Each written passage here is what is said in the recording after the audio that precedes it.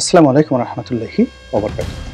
সম্মানিত দর্শক, বর্তমান অন্তর্বর্তীকালীন সরকারের স্থায়িত্ব, ক্ষমতায় থাকা, তারা কবে নির্বাচন দিবে কি দেবে না, এবং নির্বাচনের সময় তারা পক্ষপাত দুষ্ট থাকবেন কি থাকবেন না, তারা তাদের যে কিংস পার্টি, এই পার্টিকে তারা যে ফেভার করছেন এই মুহূর্তে বা পাত্তা দিচ্ছেন, এটি যদি তারা অব্যাহত রাখেন তাহলে তো তারা রাজনীতির ময়দানে নিরপেক্ষ হিসেবে নিজেদেরকে প্রমাণ করতে পারবেন না। যে সকল বিষয়গুলো নিয়ে বিতর্ক হচ্ছে এবং পারস্পরিক অবিশ্বাস তৈরি হচ্ছে।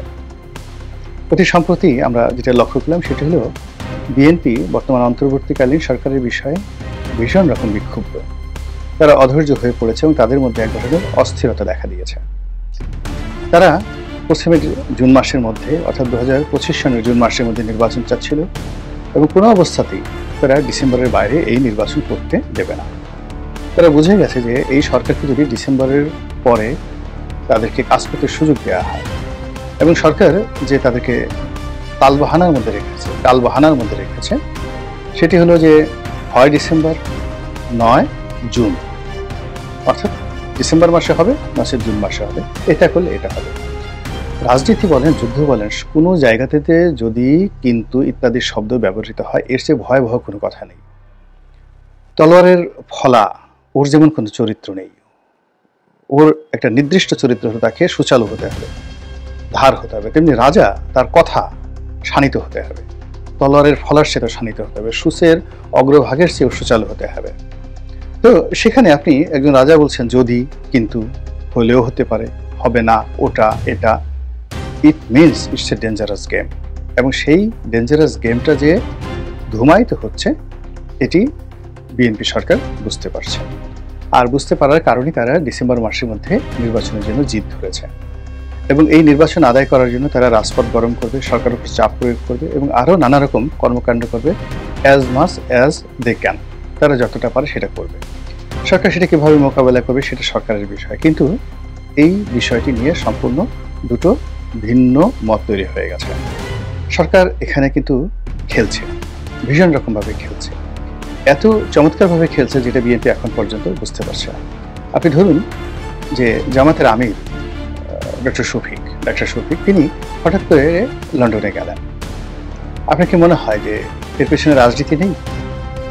তিনি এই সময়টাতে গেছেন, আবার তিনিও বিএনপির সাথে সুর তুলে হঠাৎ করে এই যে নির্বাচন ডিসেম্বর মাসের মধ্যে চাচ্ছেন, অথবা আগামী যে ঈদ উল ফিতর তার মধ্যে চাচ্ছেন, অর্থাৎ জানুয়ারি মাসের মধ্যে নির্বাচন চাচ্ছেন।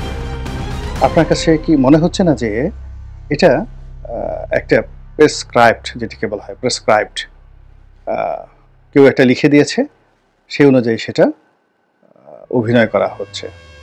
আপনার কাছে কি মনে হচ্ছে না যে বেগম যে এত অবস্থার মধ্যেও অনেকদিন বিদেশে গেলেন না, তারপর তিনি হঠাৎ করে বিদেশে চলে গেলেন? আপনাদের কি মনে হচ্ছে না যে তারেক রহমান সাহেব বাংলাদেশে আসার জন্য উদ্গ্রীব এবং 111-এর সময় তিনিও কিন্তু বাংলাদেশ ছেড়ে যেতে চাননি? তার প্রিয়জন যারা, আপনজন যারা আছেন, তারা তাকে অনেকটা বাধ্য করে এই 11-এর সময় তাকে বাংলাদেশ থেকে ইংল্যান্ডে পাঠিয়েছেন। এখন তিনি এরকম একটা স্বস্তিকর অবস্থা, যখন সারা দেশে তার রাজত্ব চলছে, তার দলের রাজত্ব চলছে, তার নেতাকর্মীরাই টেকনাফ থেকে তেঁতুলিয়া পর্যন্ত সব কিছু নিয়ন্ত্রণ করছে, অথচ তিনি বাংলাদেশে আসছেন না।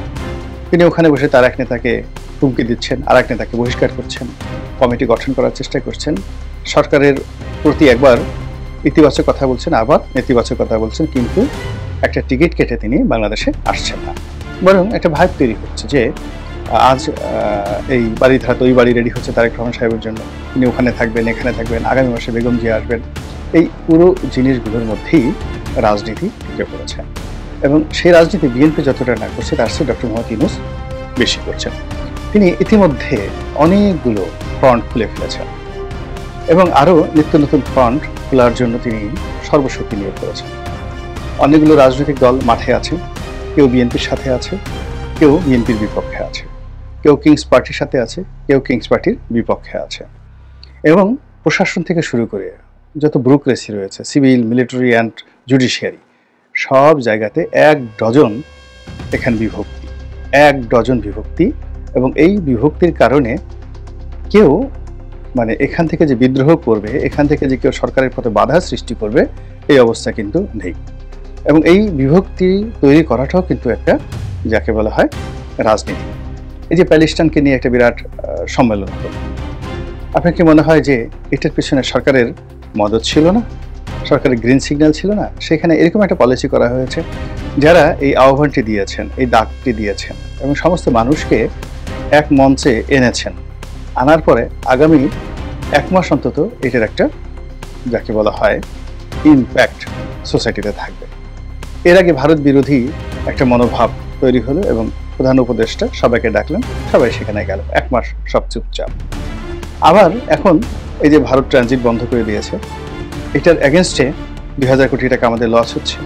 আবার বাংলাদেশ কাউন্টার সেই যাকে বলা হয় ভারতের ট্রান্সশিপমেন্ট বন্ধ করতে চাচ্ছে, এখনো করেছে কিনা আমরা জানি না। আদানির বিদ্যুৎ নিয়ে সমস্যা হচ্ছে, সারা দেশে লোডশেডিং চলছে। এই সব কিছুর মধ্যেই রাজনীতি ঢুকে পড়েছে এবং সেটা যারা ক্ষমতাসীন রয়েছেন সেই ক্ষমতাসীন লোকদের রাজনীতি চলছে। এবং আপনারা জানেন যে সিংহাসন এমন একটা বিষয়, এখানে সিংহাসনে একক কোনো ব্যক্তি কাজ করেন না। ডক্টর মোহাম্মদ ইউনূস এখানে একক কোনো ব্যক্তি নন, তার সঙ্গে অন্ততপক্ষে কয়েক হাজার মানুষের রিজিক জড়িত, জীবন জড়িত, জীবিকা জড়িত, মরণ জড়িত, বেঁচে থাকা জড়িত।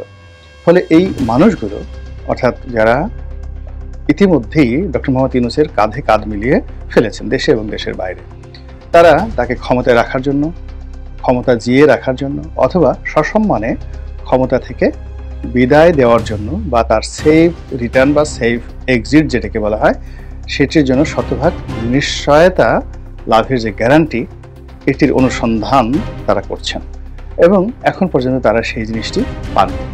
বরং তারা যেটা আশঙ্কা করছেন সেটি হলো এই গত 7 মাসে যে রাজনৈতিক প্রতিহিংসা আমরা দেখেছি, নিত্য নতুন রাজনৈতিক প্রতিহিংসা দেখেছি, সমাজের উপর যে স্টিম রোলার চলেছে এবং এখন রাজনৈতিক প্রতিপক্ষকে দমন করার জন্য বিভিন্ন পক্ষ যে কাজগুলো করছে সেটা সরকার করছে, আইন আদালত করছে, তারপরে পেশাজীবীরা করছেন, বিএনপি করছে, জামাত করছে, আওয়ামী লীগ করছে, জাতীয় পার্টি করছে। এই কৌশলগুলো পুরোটাই আগামীতে আরও মরণঘাতী হয়ে পড়বে।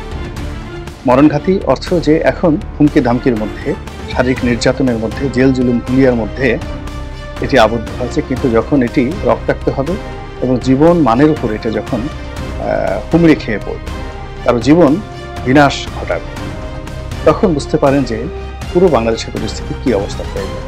তো কাজে এখন যারা ক্ষমতায় আছেন তারা আশঙ্কা করতেই পারেন যে আগামীতে যদি তাদের পতন হয় এবং একটি বিধিবদ্ধ নিয়মে যদি তারা প্রস্থান করতে না পারেন, কিংবা যারা ক্ষমতায় আসছে তাদের সঙ্গে তাদের বন্ধুত্বটা যদি খুব গাঢ় না হয়, বিশ্বাসযোগ্য না হয়, তাহলে সেক্ষেত্রে কারাগার, হাতকড়া ইত্যাদি, হেলমেট, যা কিছু আমরা এখন দেখছি কোর্ট কাছারিতে, এগুলো যে তাদেরকে তাড়া করবে না তা নয়, তাদেরকেও তাড়া করবে।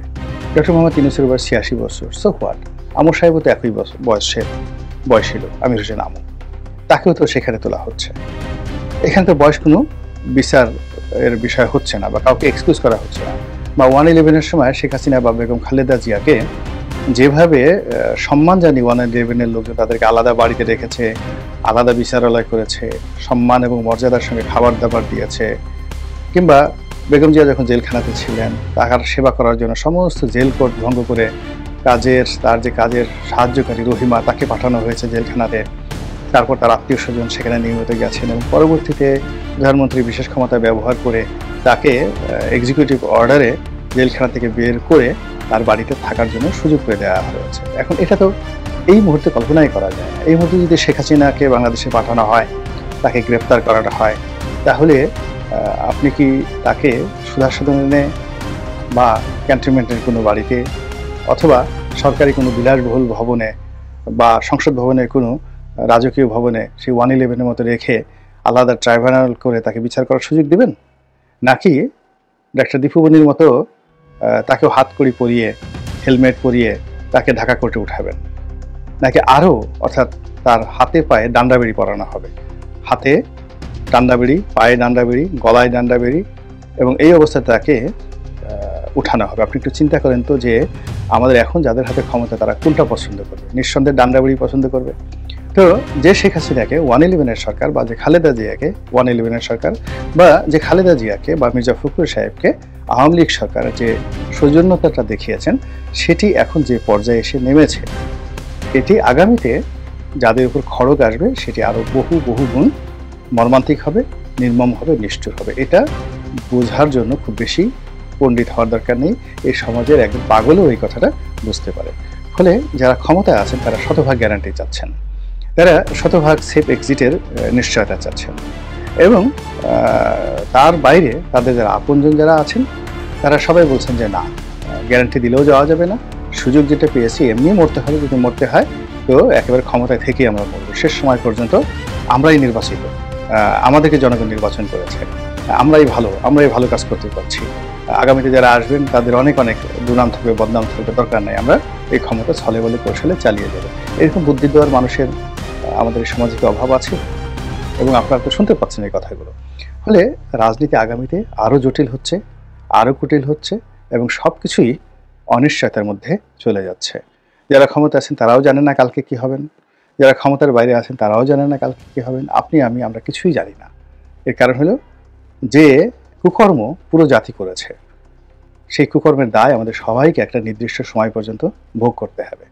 অতীতে বনী ইসরায়েল জাতিরা এই তাদের কুকর্মের কারণে কখনো 10 বছর, 20 বছর, 30 বছর, 50 বছর, এমনকি 100 বছর পর্যন্ত তারা লাঞ্ছিত হয়েছে, অপমানিত হয়েছে এবং দুর্ভোগ দুর্দশার মধ্যে পড়েছে। কাজেই আমরা যারা দীর্ঘদিন ধরে মন্দ চিন্তা করেছি, মন্দ কাজ করেছি, রাতারাতি আমাদের দেশে হযরত উমর চলে আসবেন এই আশা করার আগে, হযরত উমরের যারা সঙ্গী সাথী ছিলেন, বন্ধু ছিলেন, বা সেই জমানাতে যারা উন্নত চরিত্রের সাহাবী ছিলেন, সেরকম মানুষ তো লাগবে।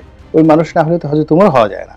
তাই এখনও ভালো শাসক পেতে হলে মানুষ ভালো হতে হবে, কিন্তু আমরা এখনো পর্যন্ত ভালো মানুষ হতে পেরেছি বলে আমার কাছে অন্ততপক্ষে নিজের জন্য আমি বলতে পারি, আমার কাছে মনে হয় এখনো আমরা ভালো মানুষ হতে পারিনি। আল্লাহ আমাদের সবাইকে হেদায়েত দান করুন এবং হেফাজত করুন। আসসালামু আলাইকুম ওয়া রাহমাতুল্লাহি।